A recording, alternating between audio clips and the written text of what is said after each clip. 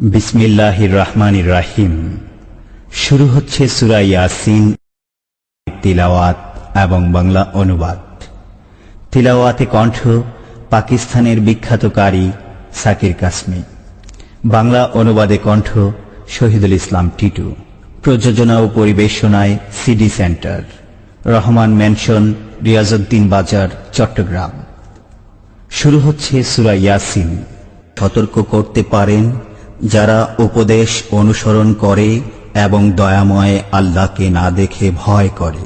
অতএব জনপদের অধিবাসীদের দৃষ্টান্ত বর্ণনা করুন, যখন সেখানে রসূলগণ অতঃপর ওরা তাদেরকে মিথ্যা প্রতিপন্ন করল, তখন আমি তাদেরকে শক্তিশালী করলাম তৃতীয় একজনের মাধ্যমে।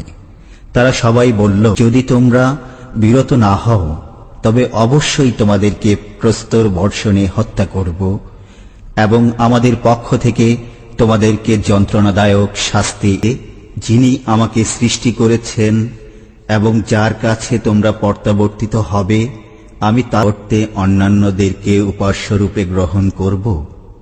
করুণাময় যদি আমাকে কষ্টে নিপতিত করতে চান, তবে তাদের সুপারিশ আমার কোনোই কাজে আসবে না এবং তারা আমাকে রক্ষাও করতে তোমাদের পালনকর্তার প্রতি বিশ্বাস স্থাপন করলাম। অতএব আমার কৃপা এবং তাদেরকে কিছুকাল জীবন উপভোগ করার সুযোগ দেওয়ার কারণেই আযাবকে ভয় করো, যাতে তোমাদের প্রতি অনুগ্রহ করা হয়। তখন তারা তা